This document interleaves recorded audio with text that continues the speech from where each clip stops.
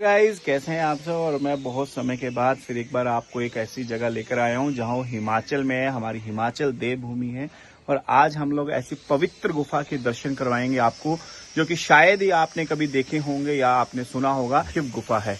तो आइए फिर मिलते हैं इस गुफा को और जानते हैं यहाँ का इतिहास।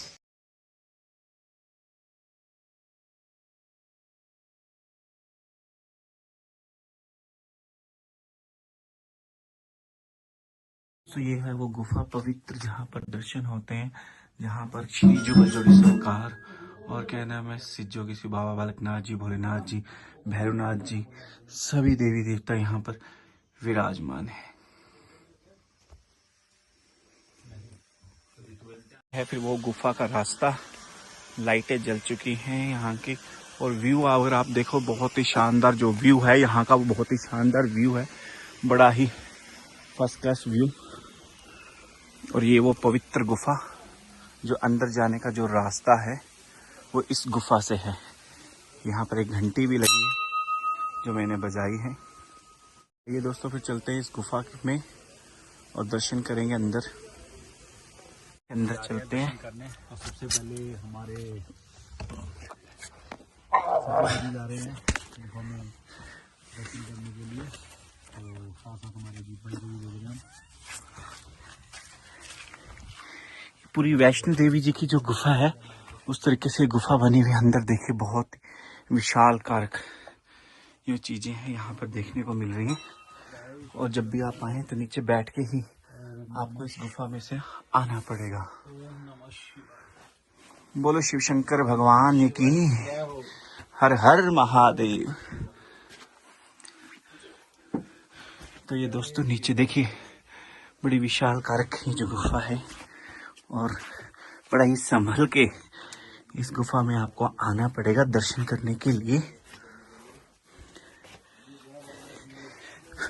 बोलो शिव शंकर भगवान की जय। ये साक्षात यहाँ पर जो है भोलेनाथ जी की अगर आप ध्यान से देखें तो प्रतिमा बनी हुई है, और जल है जो अभिषेक करता हुआ नजर आता है।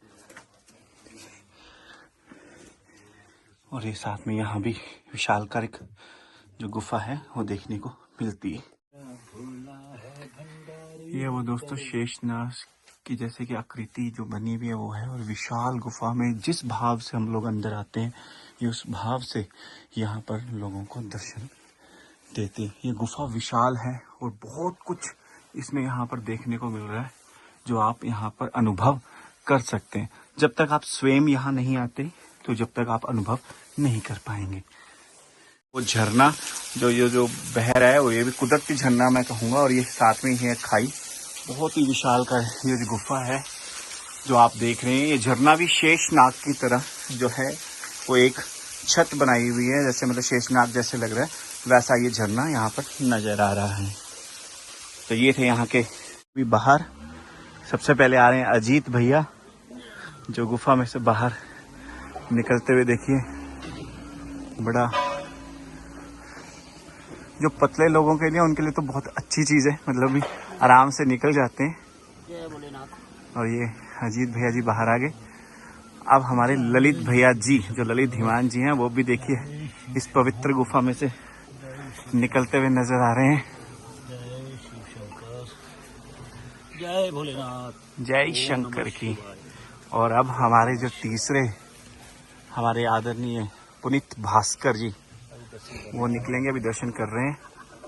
अब पुनीत भाई साहब जी बाहर निकल रहे हैं। देखिए पवित्र गुफा में से दर्शन करने के बाद, वाह, ये पवित्र गुफा में से दर्शन किए इन्होंने और ये बाहर आ रहे हैं गुफा में से। जय शंकर की, जय भोलेनाथ। तो गाइस फिर हम सब ने कर लिए दर्शन इस पवित्र गुफा में। आइए अब हम जानते हैं अपने बड़े भाइयों से कि कैसा उन्हें अनुभव हुआ और वो क्या कहना चाहते हैं। सबसे पहले अजीत भैया, आपको कैसा लगा? बहुत आनंद आया है जी। अंदर क्या अनुभव किया? अनुभव ये किया है कि बस बयान नहीं कर सकते जी। ऐसी ऐसी प्रतिमा देखी है अंदर के मन तृप्त हो गया। वाह। तो पुनीत भैया, आपने क्या देखा? आप बहुत समय लगा के आए और आपने बहुत सारा कुछ अनुभव किया, और मैंने सुना आपने रुद्राक्ष भी शुद्ध किया अपने अंदर। जी बिल्कुल, आज इत्तेफाक की बात है कि सुबह एक रुद्राक्ष का पेड़ है जो हमारे जीत भाई के घर के पास है, तो अजीत भाई ने वहाँ से एक रुद्राक्ष रखा हुआ था।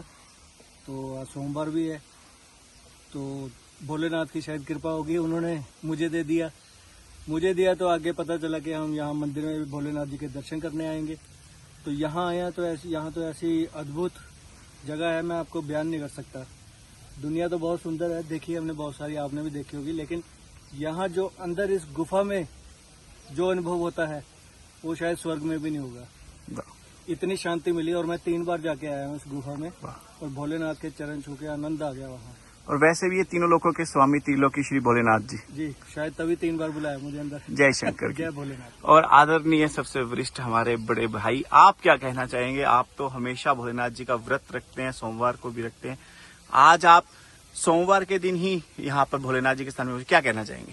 पहले तो सभी को जय भोले की, ओम नमः शिवाय। भोलेनाथ सभी पर अपनी कृपा हमेशा बनाए रखें। तो भोलेनाथ जी की कृपा ऐसी है कि उन्होंने आज जो हमें दर्शन दिए ना, वो अलग ही दर्शन, स्वर्ग जैसे सुंदर दर्शन है। अंदर आत्मा इतनी तृप्त हुई है आके भोलेनाथ के दरबार की पूछिए मत। आज मेरी छुट्टी थी, सोमवार का दिन था, तो सुबह से हम प्रोग्राम बना रहे थे कि भोलेनाथ के दर्शन करने जा रहा है। रात उस भाई का जिसने वो वीडियो इंस्टाग्राम पे डाली है भोलेनाथ की, तो उसका भी हम उसका नाम नीचे देंगे, जिसने बनाई है। वो भी अच्छा कर्म किया उसने कि हमें देखते ही रात देखी, साथी को पूछा जाना है भोलेनाथ के दरबार, तो साथी कहते चलो, कुछ साथी तैयार हुए, कुछ रह गए, और जिन्होंने नहीं भी आना था वो भी आ गए। तो ये भोले की कृपा और भोले की लीला है। तो इस सुंदर गुफा में अंदर जो जन्नत है वो देखने आप एक बार जरूर आओ, और इस दर्शन को अनुभव करके भोलेनाथ का आशीर्वाद लो, जैसे हम लोगों को मिला है, सभी को मिले। तो बस भोलेनाथ से यही कहूँगा, भोलेनाथ सभी को खुश रखे। जय भोलेनाथ। ही टूट जाता है बिल्कुल। श्रीखंड महादेव।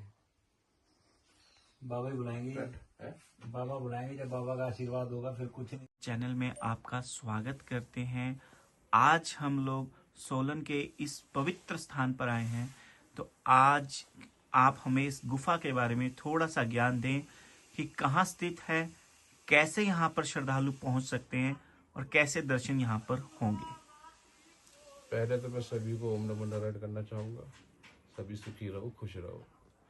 ये सोलन में पड़ती है, सिलोकड़ा डिस्ट्रिक्ट पड़ता है ये, और गांव दाऊसी पड़ता है, यहाँ स्थित है। और 15 तारीख की शिवरात्रि है यहाँ पे।